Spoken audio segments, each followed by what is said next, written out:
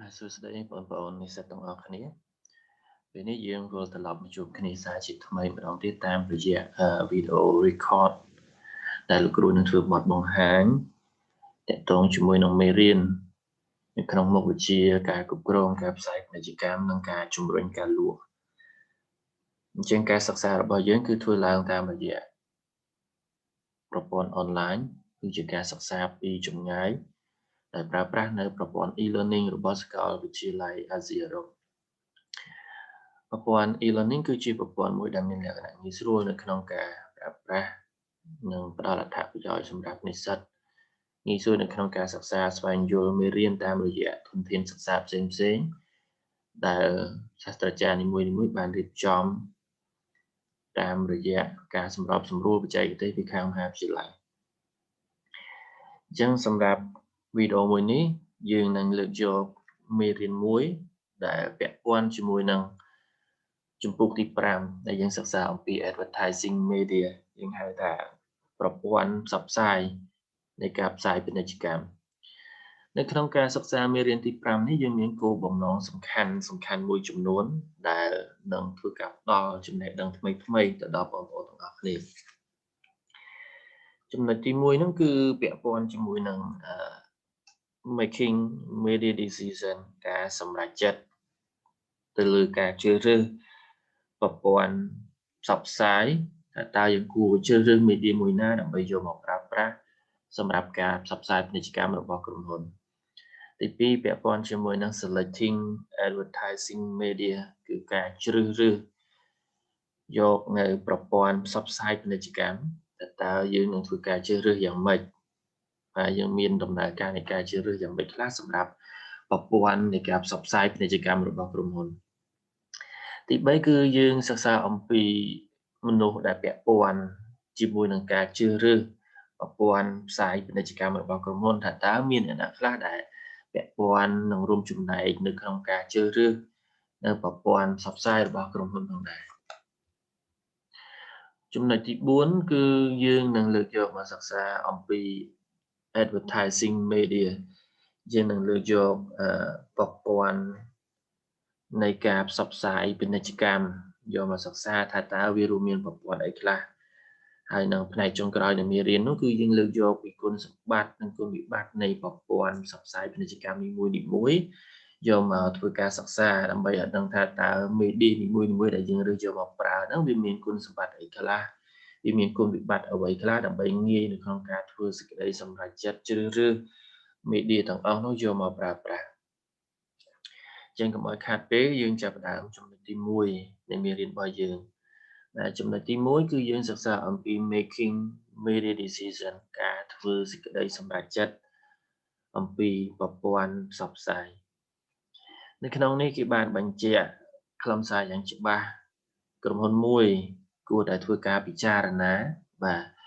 ក្រុមហ៊ុនមួយគួរតែធ្វើការពិចារណាទៅលើកត្តាជាច្រើន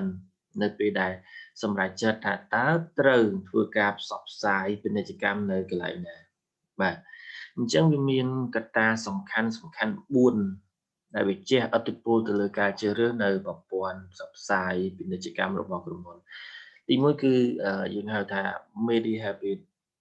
គឺជាទម្លាប់នៃប្រព័ន្ធផ្សព្វផ្សាយពាណិជ្ជកម្មរបស់យើងបាទតើប្រព័ន្ធនីមួយៗនោះវាមានទម្លាប់យ៉ាងម៉េចជាទូទៅផ្សព្វផ្សាយទៅកាន់អ្នកណាខ្លះទី2គឺពាក់ព័ន្ធជាមួយនឹង nature of the product គឺលក្ខណៈនៃផលិតផលបាទលក្ខណៈនៃផលិតផលវាជាឥទ្ធិពលយ៉ាងម៉េចទៅលើ media ដែលយើងត្រូវរើសយកមកប្រើហើយចំណុចទី3គឺពាក់ព័ន្ធជាមួយនឹង different type of mistake គឺប្រភេទផ្សេងគ្នាណាឬក៏ប្រភេទខុសគ្នានៃសារអញ្ចឹងកាលណាសារខុសគ្នាក៏យើងត្រូវការប្រើប្រាស់នៅ media ផ្សេងគ្នាដែរហើយចំណុចទី4ចុងក្រោយនោះគឺពាក់ព័ន្ធជាមួយនឹង cost យើងហៅថាការចំណាយទៅលើការប្រើប្រាស់ប្រព័ន្ធផ្សព្វផ្សាយទាំងអស់ហ្នឹងតើ media នីមួយៗវាមានកម្រិតនៃការចំណាយខុសប្លែកគ្នាយ៉ាងម៉េចមុននឹងយើងសម្រេចចិត្តជ្រើសរើស media ទាំងអស់ហ្នឹងយកមកប្រើបាទឥឡូវយើងមើលទៅលើចំណុចទី1ពាក់ព័ន្ធជាមួយនឹង media habit គឺជាទម្លាប់ប្រព័ន្ធផ្សព្វផ្សាយអញ្ចឹងជាទូទៅក្នុងនេះគេបានបញ្ជាក់ថាអ្នកប្រើប្រាស់គោលដៅ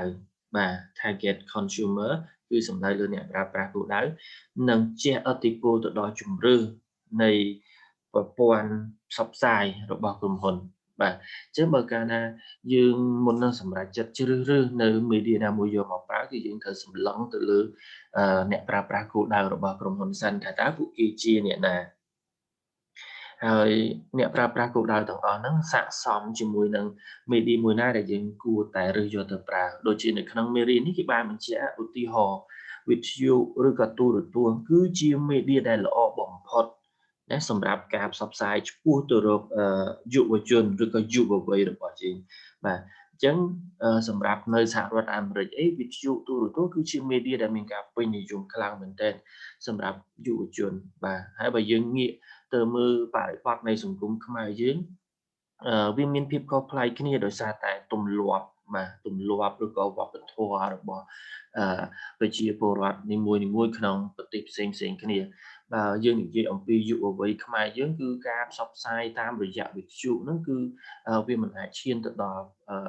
ពួកគាត់ដែលជាអ្នកស្ដាប់ឬក៏អតិថិជនគោលដៅរបស់ក្រុមហ៊ុនបានទេជាទូទៅគឺយុវវ័យខ្មែរយើងគឺគាត់ចូលចិត្តប្រើប្រាស់នៅអ៊ីនធឺណិតឬក៏បណ្ដាញសង្គមបាទហើយនឹងទូរទស្សន៍អីហ្នឹងជាដើមអញ្ចឹងបើកាលណាយើងរើសមេឌៀមួយ ដែលវាមិនអាចមានលទ្ធភាពផ្សព្វផ្សាយទៅកាន់អតិថិជនឬក៏អ្នកស្ដាប់គោលដៅទាំងអស់នោះបានវាគឺជាការសម្រេចចិត្តមួយដែលមិនត្រឹមត្រូវអូខេមួយទៀតគឺពាក់ព័ន្ធជាមួយនឹង nature of the product បាទចំណុចនេះគេបានបញ្ជាក់ថាផលិតផលនិងសារខ្លះគឺត្រូវសមស្របជាមួយនឹងប្រព័ន្ធផ្សព្វផ្សាយដ៏ជាក់លាក់មួយប្រសើរជាងប្រព័ន្ធផ្សព្វផ្សាយផ្សេងៗទៀតឧទាហរណ៍ដូចជាការផ្សាយពាណិជ្ជកម្មម៉ូដសម្លៀកបំពាក់អញ្ចឹងជាទូទៅគឺយើងផ្សព្វផ្សាយតាមរយៈទស្សនាវដ្តី color ក៏ប៉ុន្តែទូរទស្សន៍គឺវាមានប្រសិទ្ធភាពជាងបាទប្រសិទ្ធភាពជាងសម្រាប់ការបង្ហាញចេញជារូបភាពភ្លាមៗពីកាមេរ៉ាបាទអញ្ចឹងបើយើងសិក្សាពីលក្ខណៈនៃផលិតផលរបស់យើងហើយយើងត្រូវពិចារណាថាតើលក្ខណៈនៃផលិតផលរបស់យើងវាស័ក្តិសមជាមួយនឹងការផ្សព្វផ្សាយតាមរយៈសារមួយណាសំទោសការផ្សព្វផ្សាយតាមរយៈ media មួយណាដែលយើងគិតថាប្រើទៅវាមានលក្ខណៈសមរម្យជាមួយនឹងផលិតផលឬក៏សេវាកម្មរបស់យើងអូខេមួយទៀតគឺពាក់ព័ន្ធជាមួយនឹងយើងហៅថាប្រភេទខុសគ្នានៃសារបាទអញ្ចឹងនៅក្នុងនេះបានបញ្ជាក់ហើយថាបើកាលណាសារដែលយើងប្រើប្រាស់មានប្រភេទខុសគ្នាគឺវាអាចទាមទារនៅប្រព័ន្ធផ្សព្វផ្សាយខុសគ្នាផងដែរបាទអញ្ចឹងជាទូទៅការផ្សព្វផ្សាយសារពីការលក់ណាការផ្សព្វផ្សាយសារពីការលក់នៅថ្ងៃស្អែកយើងហៅថាជាការផ្សព្វផ្សាយសារដ៏សំខាន់មួយបាទអំពីការលក់នៅថ្ងៃស្អែកយើងនឹងទាមទារឲ្យមានការផ្សព្វផ្សាយយើងហៅថាការផ្សព្វផ្សាយយ៉ាងរហ័សបាទតាមរយៈវិទ្យុឬក៏តាមរយៈកាសែតខណៈពេលដែលសារដែលយើងប្រើនោះវាមានទិន្នន័យជាបច្ចេកទេសណានិងតម្រូវឲ្យមានជាចន្លោះអត្ថបទឬក៏មានជារូបភាពអីផ្សេងដូច្នេះគឺទស្សនាវដ្តី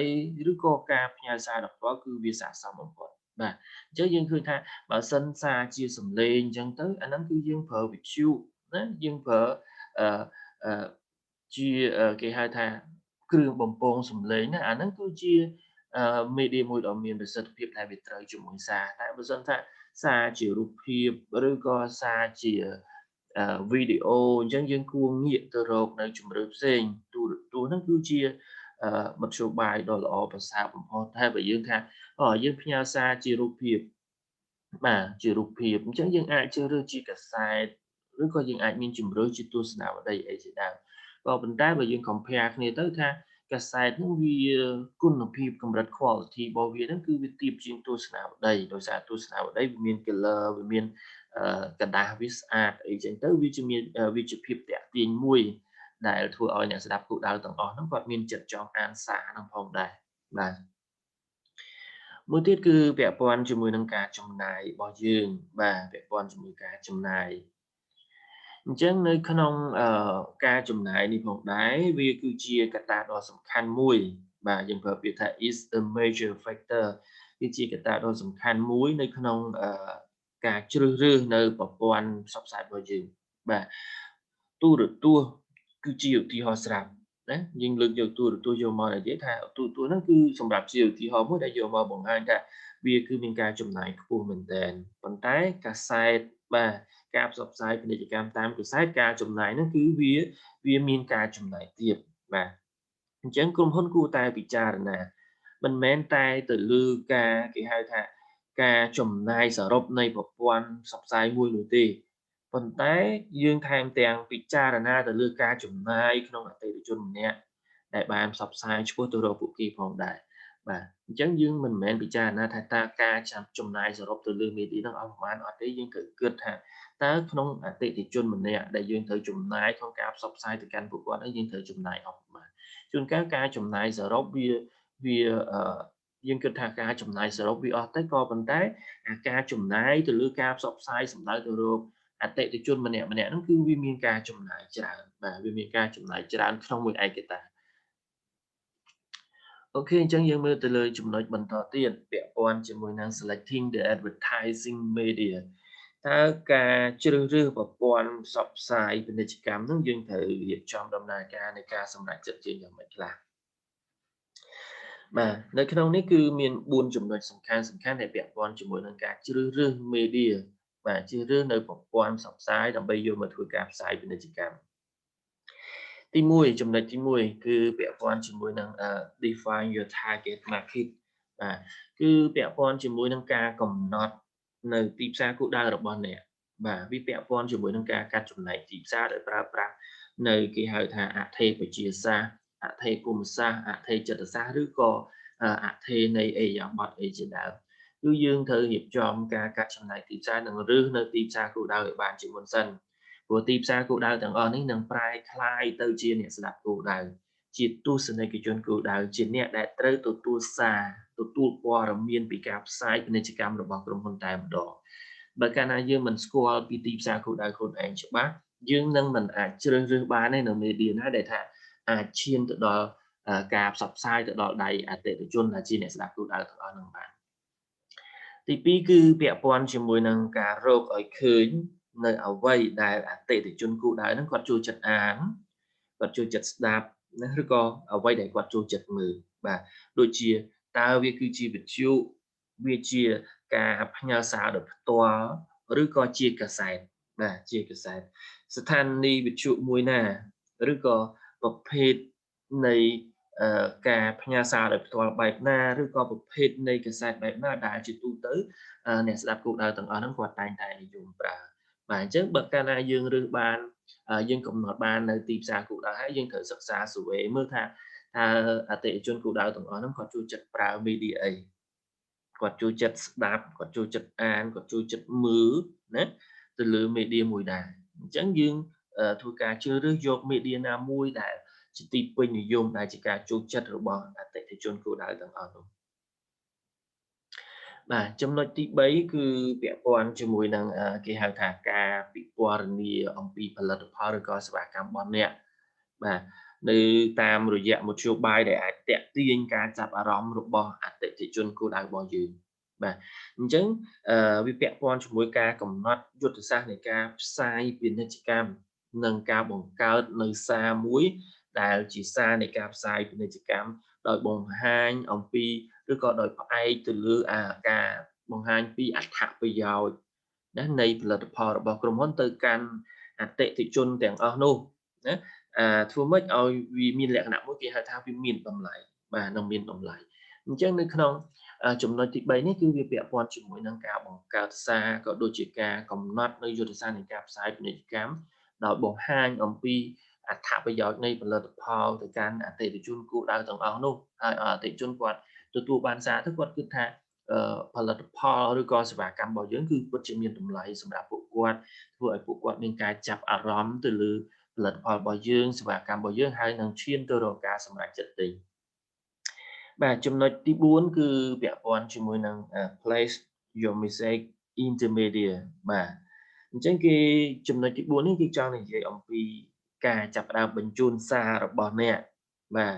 តាមរយៈប្រព័ន្ធផ្សព្វផ្សាយដែលតាក់ទងទៅនឹងអតិថិជនគោលដៅរបស់អ្នកផងដែរបាទអញ្ចឹងគឺយើងចាប់ផ្ដើមធ្វើការជ្រើសរើស បាទជ្រើសរើសនៅពេលវេលាណាមួយណាដែលពួកគេទំនងជាទទួលបានសារទាំងអស់ហ្នឹងបាទអញ្ចឹងនៅក្នុងចំណុចទី4នេះគឺយើងចាប់ផ្ដើមបញ្ជូនសារឲ្យតាមរយៈ media ដែលយើងបានជ្រើសរើសហើយយើងធ្វើការកំណត់នៅគេហៅថាពេលវេលាណាមួយដ៏សមស្របដែលយើងគិតថាពេលវេលាហ្នឹងទំនងជាអតិថិជនគាត់ទំនេរគាត់អាចទទួលបានសារឬក៏ព័ត៌មានដែលយើងធ្វើការផ្សាយពាណិជ្ជកម្មទៅឲ្យពួកគាត់បាទអញ្ចឹងសម្រាប់វីដេអូឃ្លីបទី1នេះគឺលោកគ្រូសូមបញ្ចប់ត្រឹមប៉ុណ្ណឹងហើយយើងនឹងជួបគ្នានៅក្នុងវីដេអូក្រោយជាបន្តទៀតបាទសូមអរគុណ